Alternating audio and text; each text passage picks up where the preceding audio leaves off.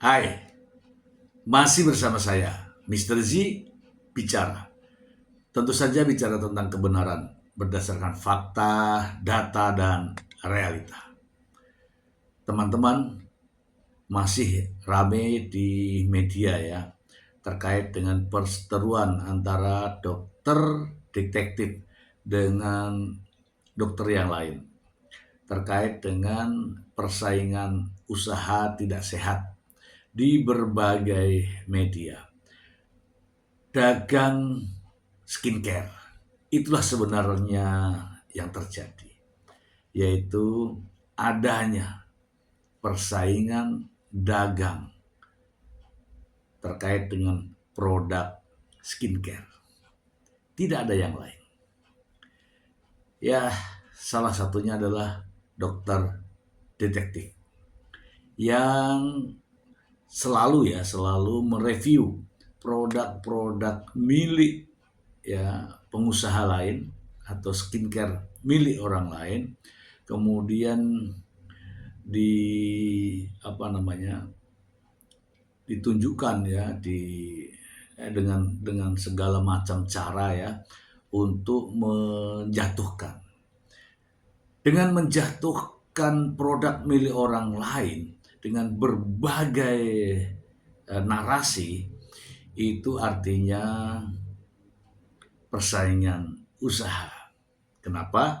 Karena yang menjatuhkan juga mengelola perusahaan terkait dengan produk yang sama.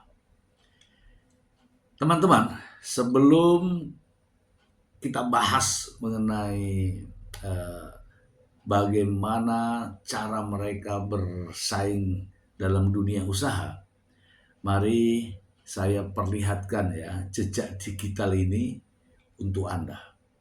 Berikut. Ini adalah informasi yang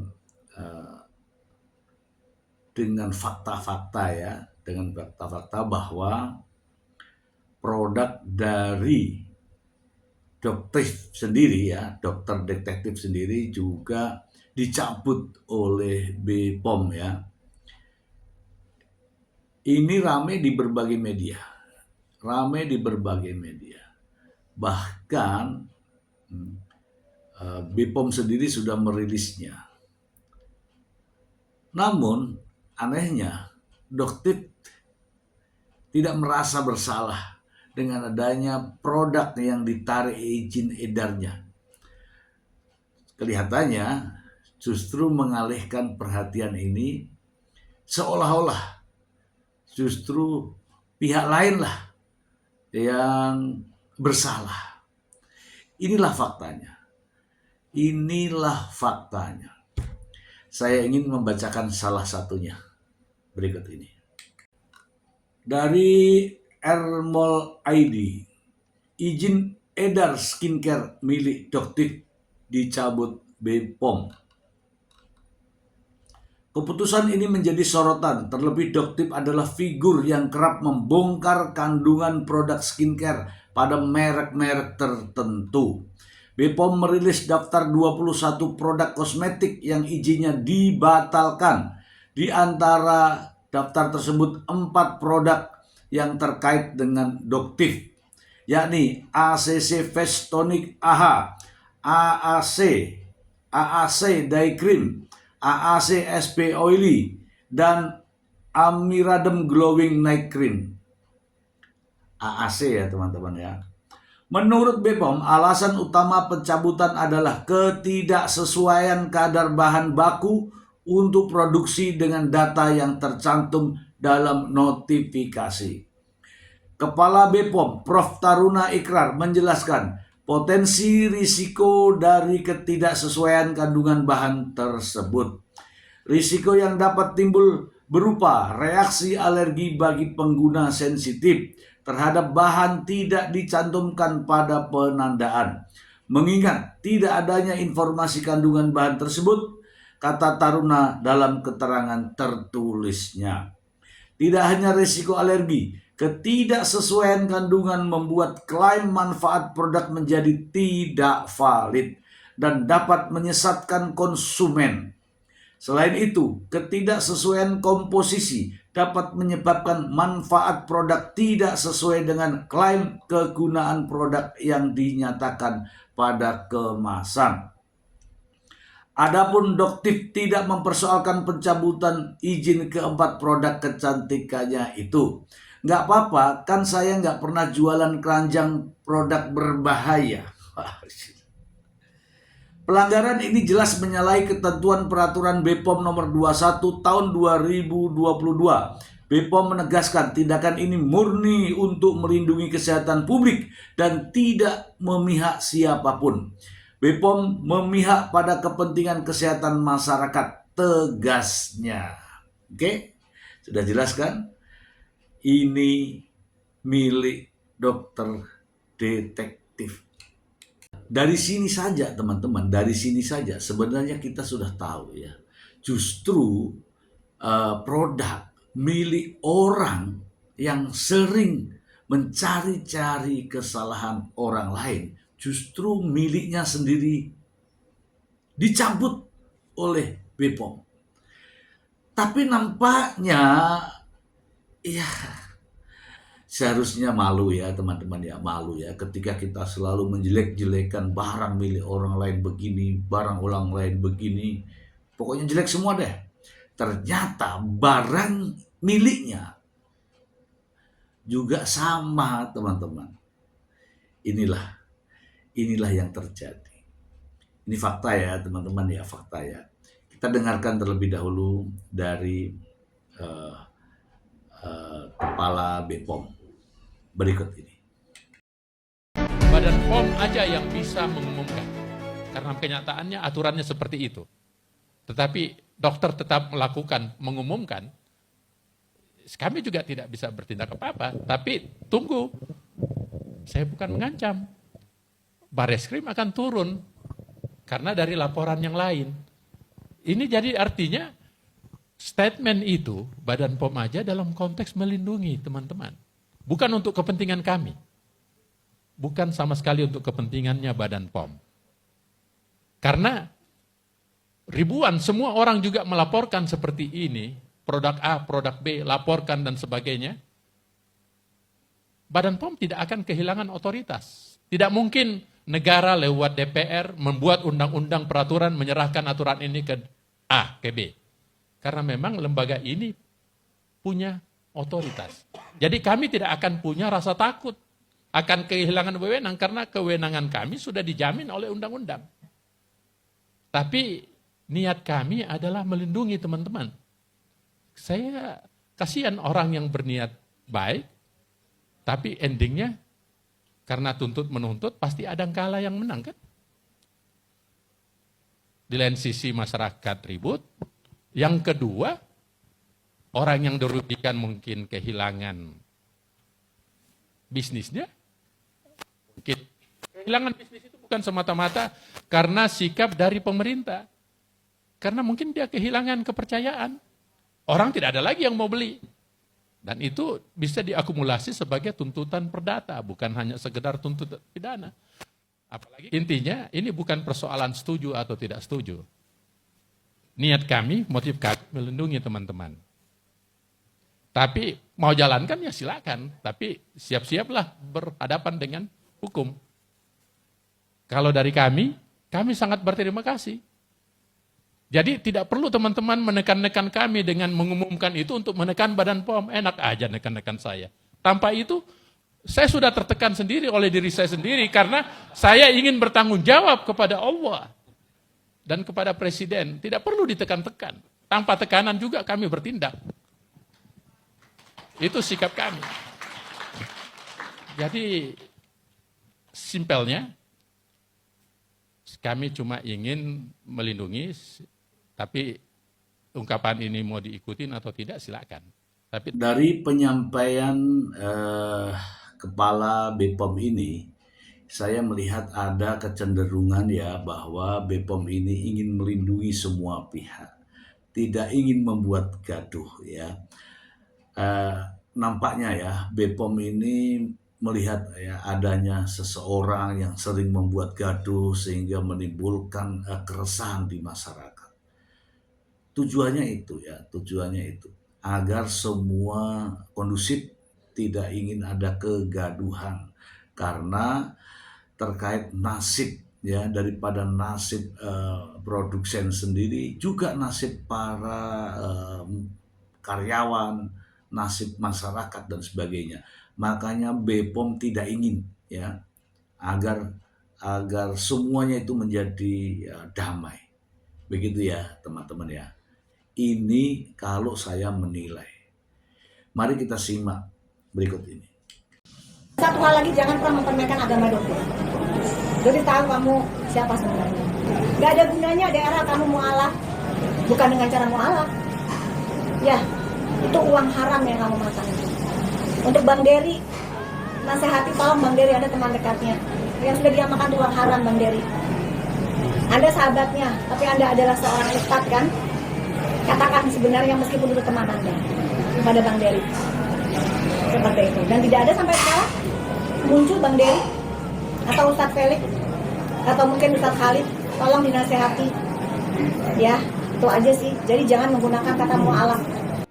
Ngomong soal pajak mobil Rolls Royce ya, Rolls Royce yang dia gembar-gemborkan, dia flexing di medsos dengan plat D1533QGK. Lebih ulangin, plat mobil Rolls Royce dengan plat D1533QGK tidak pernah terdaftar. Itu adalah nomor plat sementara. Bertahun-tahun dia menggunakan plat itu untuk apa? Dugaannya adoptif untuk memplang pajak. Dan apa yang dia lakukan manusia ini? Dengan tenangnya dia mengangkangi Samsat Bandung. Inilah manusia kebal hukum, iya, betul saya. Dan dokter minta pemerintah bersikap adil. Mobil Rolls Royce dengan pajak ratusan juta, kenapa dilepaskan? Sementara pajak mobil yang hanya dia brand yang lain yang hanya 100 jutaan, kan kita bayar. Kenapa puluhan miliar kok dilepaskan? Di mana keadilannya? Ya, dokter minta keadilan aja kok. Dia pamerkan mobil Rolls Royce tapi nggak bayar pajak. Sampai detik ini nggak ada rasa malu-malunya dia. Ada sampai salah tidak? Itu yang pertama. Yang kedua, titel PhD dia yang hanya didapatkan dalam waktu 1 tahun. Bagaimana perasaan teman-teman kita yang mendapatkan gelar PhD dengan susah payah itu tidak senang? Apa yang dia lakukan? Kenapa dia masih menggunakan gelar PhD? Tetapi pada saat dia perkara 15, dia tidak menggunakan PhD. Takut kalian bingung ya dia. Karena dia tidak akan bisa. Tapi apa sanksinya di masyarakat, di pemerintah? Nggak ada kan? Orang mau pasang titel palsu juga nggak ada sanksinya di Indonesia ini. Teman-teman, saya ingin mengulas ini karena saya juga prihatin ya dengan kondisi setiap saya buka media selalu muncul review-review yang nampaknya tidak sesuai gitu ya, tidak sesuai dari bahasanya, kalimat-kalimatnya tidak mencerminkan seorang reviewer yang profesional gitu ya. Nah, saya membacanya seperti ini teman-teman. Melihat dan membaca pola daripada cara mereka ini, cara reviewer ini, saya melihat ada ketidaksukaan atau begini, persaingan usaha tidak sehat di sana, ya, karena cara mereviewnya ini dapat menimbulkan dampak yang luas ya, dampak yang luas. Yang pertama ya, dampak yang pertama menimbulkan keresahan pada masyarakat. Yaitu positif, negatif, boleh-boleh saja dinilai. Masyarakat menjadi resah. Apakah produk yang saya gunakan ini termasuk ataukah sehingga masyarakat resah karena menggunakan produk ini jadi bimbang karena adanya review-review yang nampaknya menyudutkan begitu ya. Ini dampak positif. Mungkin ada ya beberapa dari penggemar ya, saya katakan penggemar atau pengikut dari Doktif ini yang senang Karena ya bukan menggunakan produk Doktip, yang bukan. Karena senang adanya keributan di media sosial. Positif bagi mereka gitu ya. Tetapi ada juga dampak negatif yang nyata. Apa akibatnya? Satu, produsen atau pengusaha ini menjadi resah. Resah karena produknya selalu diulas secara negatif. Sehingga dampak berikutnya akan muncul. Produksi menurun. Kemudian karyawan jadi tidak diperhatikan. Karyawan jadi dikurangi. Dampak berikutnya adalah bagaimana keluarga karyawan. Karyawan ini juga masyarakat yang bekerja di perusahaan tersebut. Dampaknya juga pada keluarga daripada karyawan ini. Bukan hanya 1-2 orang, ini ribuan karyawan yang berdampak ya dengan akibat dari review-review produk yang tidak jelas dari mana sumbernya. Ya. Ingat ya teman-teman ya. Dalam dunia usaha itu juga dia mendapatkan perlindungan ya oleh undang-undang tentunya ya. Anda mestinya ingat ya yang namanya rahasia dagang. Itu rahasia dagang itu dilindungi teman-teman ya. Di sana ada rahasia industri, rahasia dagang yang juga dilindungi oleh undang-undang, yaitu undang-undang paten ya, paten. Yang dimaksud dengan paten adalah hak eksklusif yang tidak boleh diketahui oleh orang lain ya tanpa izin pemilik paten tersebut. Demikian juga perlindungan ya terhadap manajemen dalam perusahaan. Tidak boleh ya siapapun tahu tentang rahasia perusahaan kecuali pihak pemerintah yang memiliki kewenangan. Ya, satu-satunya terkait dengan produk kosmetik atau produk skincare ini yang memiliki kewenangan adalah BPOM. Tidak boleh ada orang lain yang mencampuri itu. Termasuk yang namanya dokter detektif ini. Dalam perseteruan ini ya teman-teman ya terkait dengan skincare ini, memang saya membaca ya ada perlindungan konsumen, ada pelanggaran tentang undang-undang kesehatan. Nampaknya juga perlu didalami lagi. Apakah ada kaitannya dengan monopoli dan persaingan usaha tidak sehat? Ingat, mereka semua ini adalah pengusaha-pengusaha di bidang skincare yang hidup dan matinya tergantung bagaimana skincare-nya laris di masyarakat, laris di pasaran. Dan selain dari undang-undang konsumen, perlindungan konsumen, undang-undang kesehatan, harus juga yang namanya memperhatikan undang-undang tentang monopoli atau persaingan usaha tidak sehat, yaitu Undang-Undang Nomor 5 Tahun 1999. Dan jangan lupa para pengusaha, para produsen juga dilindungi oleh hak atas kepemilikan rahasia, yaitu paten. Paten ini ya terdapat dalam Undang-Undang Nomor 13 Tahun 2016. Jangan salah ya, jangan sampai ada pertentangan antara undang-undang yang satu dengan undang-undang yang lain dalam penerapan hukum. Dan masih ada satu lagi ya teman-teman ya.